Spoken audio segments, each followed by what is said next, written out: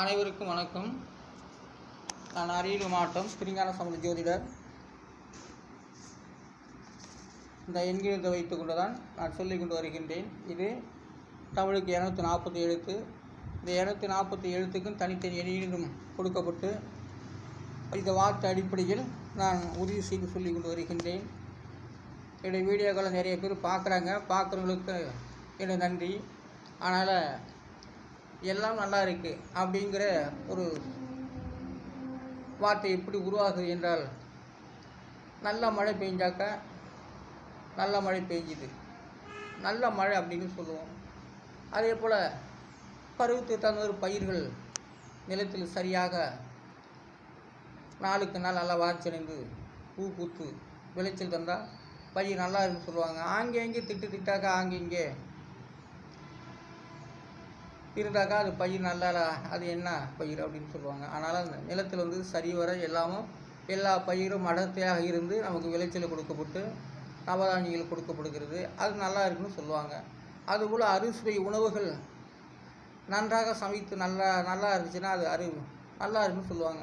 சிலர்கள் அறுசுவை சுவையும் கெடுத்து கொடுக்கும்போது அது நல்லா இல்லைன்னு சொல்லிட்டு வருவாங்க. அதுபோல் பாட்டுகள் எழுதும்போது கூட நல்லா சரியாக எழுதியிருக்காரு, நல்லா பாட்டு அப்படின்னு சொல்லுவாங்க. அந்த பாட்டுக்கு தகுந்த இசை தாளம் மேளம் எல்லாம் அமைச்சு கொடுத்து அதையும் பாடிட்டாங்க, அது நல்லா இருக்குன்னு சொல்லுவாங்க. அது சரியில்லைன்னா சரியில்லைன்னு தான் சொல்லுவாங்க. அதுபோல் ஒரு கணித மேதைகள் நல்ல கூட்டல் கழித்தல் வகுத்தல் பெருக்கள் எல்லாத்தையும் கூட்டி கழித்து அதுக்கு உண்டான விடைகளை சரியாக போட்டு அவரிடம் சபையோடு கொடுத்து விட்டு நல்லா இருக்குது அப்படின்னு சொல்லுவாங்க. சரிவர இல்லைன்னா தப்பாக பெருக்கிறது தப்பு, கூட்டுறது தப்பு, கழிச்சது தப்பு, வகுத்து தப்பு எல்லாம் அப்படின்னாக்கா அது நல்லா இல்லை அப்படின்னு சொல்லுவாங்க. அது போல் ரோடுகள் போட்டுருந்தாக்கா நல்ல ரோடாக இருக்குது, பரவாயில்ல, ஜம்முன்னு போகுது வண்டி அப்படின்னு சொல்லுவாங்க. குண்டும் குழியுமாக இருந்தாக்கா என்னடா ரோடு அப்படின்னு சொல்லுவாங்க. அதுபோல் உலகத்தில் நாடுனா சாதாரண ஒரு வார்த்தையை குறிக்காது. நாடுன்னா அது நல்லா இருக்கும், நல்ல நிலையில் நல்ல முன்னேற்றத்தில் இருப்பதுக்கு தான் நாடுன்னு பேர். நாடுக்கு வளர்ச்சின்னா அது என்ன நாடு அப்படின்னு சொல்லுவாங்க. அதுபோல் இந்த எண்கிணிதம் நான் 240 எழுத்துக்கும் தனித்த எண்கிணிதம் கொடுக்கப்பட்டு இதை வார்த்தை அடிப்படையில் உங்களிடம் நான் உறுதி செய்து சொல்லிக்கொண்டு வருகின்றேன். ஆகையால் இந்த எண்கிணிதம் வீடியோக்கள் மூலமாக பார்த்து கொண்டு வருவர்களுக்கு என்னுடைய மனமார்ந்த நன்றியும் கடவுள் வணக்கமும் ரிஷிகளின் ஆசீர்வாதமும் தெய்வத்துடைய உங்களோட குல தெய்வத்துடைய ஆசீர்வாதமும் எல்லாமே உங்களுக்கு கிடைப்பதில்லை நான் வேண்டிக் கொள்கிறேன். இந்த எண்கிணிதம் வார்த்தை அடிப்படையில் உறுதி செய்து சொல்லிக் கொண்டு வருகின்றேன். இன்று முரட்டு வெயிலுக்கு 7 எழுத்துக்கள் 3 3 2 7 8 3 1 இதெல்லாம் கூட்டாக 27. முரட்டு வெயிலுடைய எண்கிணிதம் 9வது எண்கிணிதத்தை தொடர்கிறது. அந்த முரட்டு வெயில்ங்கிறது எந்த ஸ்தானத்துலேயும் போகாது. அந்த 9வது எண்ணில் தான் ஒரு முரட்டு வெயிலுங்கிறது. முரட்டு வெயில் கடுமையான உச்சி நேரத்தில் போய் மணல் அவன் பாலைவனத்தில் நின்னாலும் அல்லது அவன் ரோட்டில் போனாலும் செருப்பு இல்லாமல் போனாலும் அவனுக்கு மண்டை கிண்டை கால் தலை எல்லாமே சுடும். அதுக்கு முரட்டு வெயில்னு பேர். அதாவது 12 மணிக்கு மேலே தான் முரட்டு வெயில் என்பது. அந்த 12 மணிக்கு மேலே அது எந்த பருவ காலமாக இருந்தாலும் சரி, முரட்டு வெயிலுங்கிறது 12 மணிக்கு மேலேயே உருவாகும்.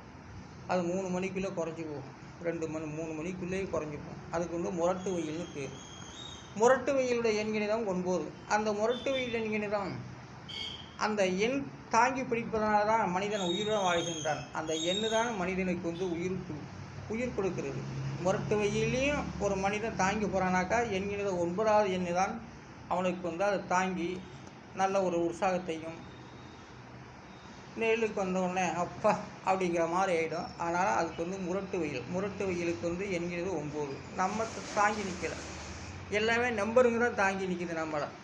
ஏன்னா 10 ரூபா தொலைஞ்சி போச்சுன்னா என்ன நினைக்கிறான், மனசே விட்டு போகுது. அதுபோல் 10 ரூபா நம்ம கைக்கு வந்தாக்கா அது என்ன நினைக்கிறான், சந்தோஷப்படுறான். அதுபோல் தான் எல்லாமே தாங்குகிற சக்தி அந்த எண்ணுக்கு தான் இருக்குது, மனசுக்கு இல்லை.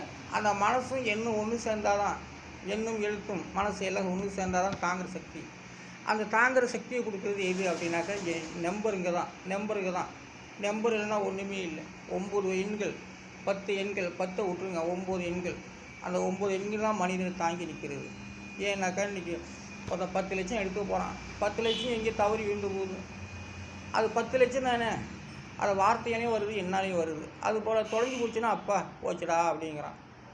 கைக்கு வந்து அது சரிவர கொண்டு போய் ஒப்படைத்து விட்டால் அப்பா சந்தோஷம் அப்படி. அதுதான் எண்ணு தான் நம்மளை எண்ணும் எழுத்தும் தான் வார்த்தையும் தான் கிரக மனசும் தான் தாங்கி நிற்கிற ஒழிய மனிதனுடைய வெறும் வார்த்தைக்கு தாங்கி நிற்கவில்லை. அந்த வெறும் வார்த்தையிலும் ஒன்றும் இல்லைன்னா வெறும் வார்த்தை தான். கையில் காசு பணத்தோடு சொத்தோடு இருந்தாக்கா அதுவும் நல்லது அப்படின்னு சொல்லுது. அதனால் வந்து கொடுத்த வரத்துக்கு வந்து 1 2 3 4 5 6 7 எழுத்துக்கள். அந்த 7 எழுத்துக்கு உண்டான எண்களிடம் 3 7 4 7 5 3 7 இதெல்லாம் கூட்டாக 36. அது விதிங்கிறது 9. 9 வகுத்தாலும் அந்த 9 தான் வரும். கூட்டினாலும் அது விரியன் 9 தான் வரும். அதாவது கொடுத்த வரங்கிறது 9ஆம் விரியன் திரிகோணத்தில் வருது. அப்படின்னா தனுசே வச்சுக்க.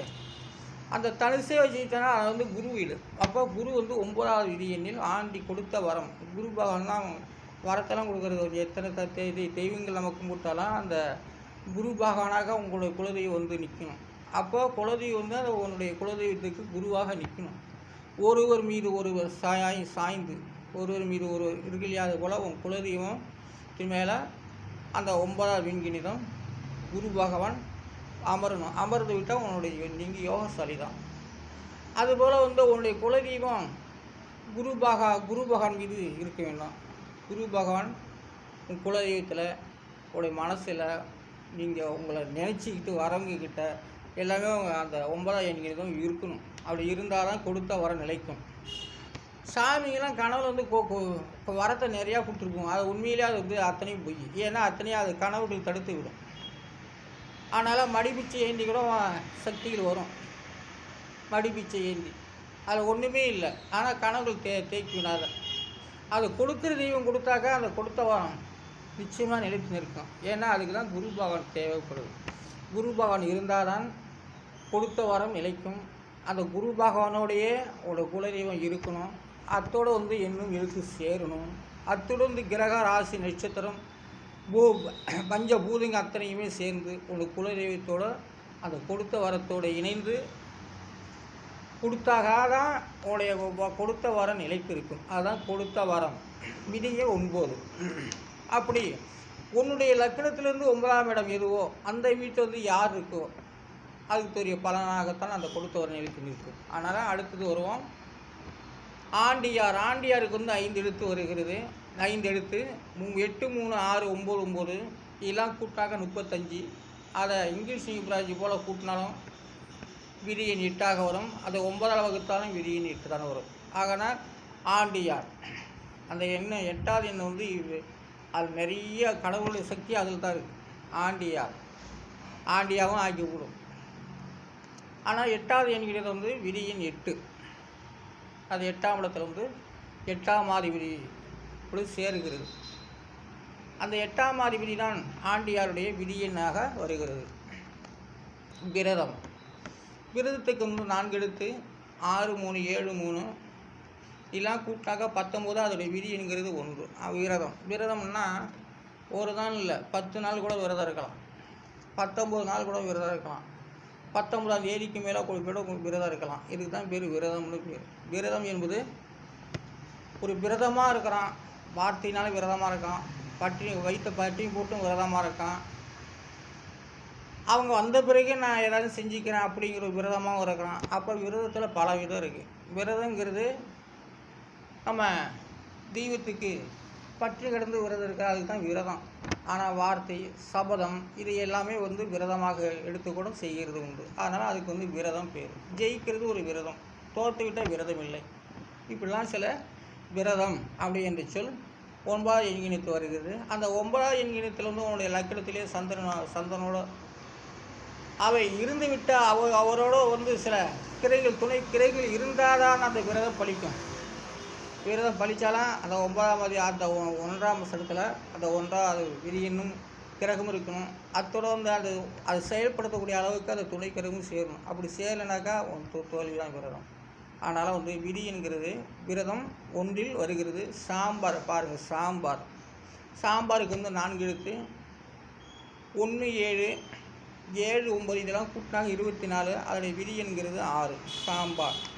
சாம்பாருடைய விதி எண் 6. சரிசமமாக வருது. ராசி 12 அதில் சரிசமமாக வருது சாம்பார் வந்து எல்லாம் கச்சிதமாக இருந்தாலும் சாம்பார். மஞ்சத்தூள் அள்ளி போட்டால் சாம்பார் இல்லை, மிளகாத்தூள் அள்ளி போட்டால் சாம்பார் இல்லை. ஊன்னு தான் நம்ம கத்துறாங்கிற மாதிரி இருக்கும். அதனால் வந்து சாம்பாருக்கு வந்து சரியான வகை சாம்பாருக்கு வந்து 6வது விதி எண்ணை குறிக்கிறது சாம்பார். குழம்புங்கிறது என்னங்க? குழம்பு சாம்பார் குழம்புன்னு சொல்லுவோம், குழம்பு சாம்பார்னு சொல்லுவோம். அப்போ சாம்பார் குழம்பு.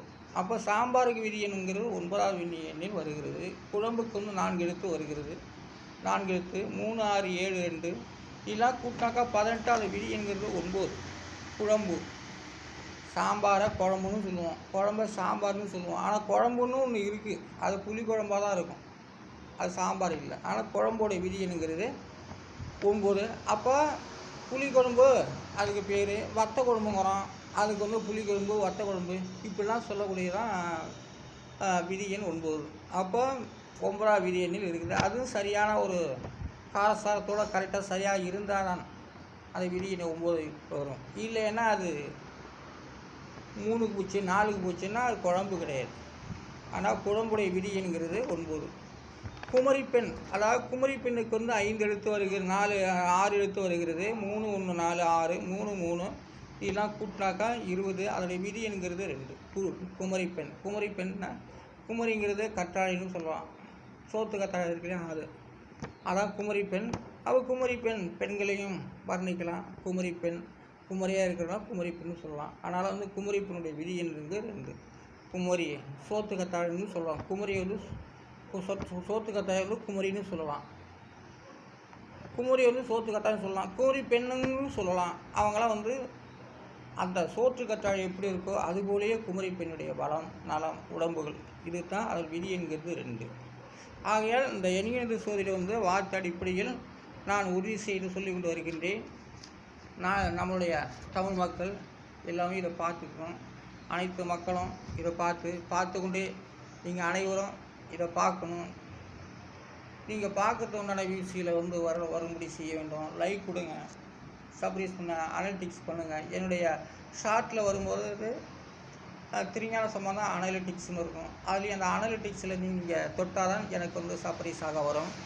ஆகவே வீடியோக்களில் வரும்போது சப்ரைஸுங்கிற இடத்துல தொடணும். நீங்கள் தொட்டால் தான் அது வரும். அதனால் வந்து அனைவரும் ஷேர் கொடுங்க, சப்ரைஸ் பண்ணுங்கள். திருஞான சம்பந்தம் அனலிட்டிக்ஸை நீங்கள் பாருங்கள். அதனால் வந்து நான் அரியலூர் மாவட்டம் திருஞான சம்பந்தம் ஜோதிடர் தமிழ் எண்ணிக்கையில் வள்ளுவர். நன்றி, வணக்கம்.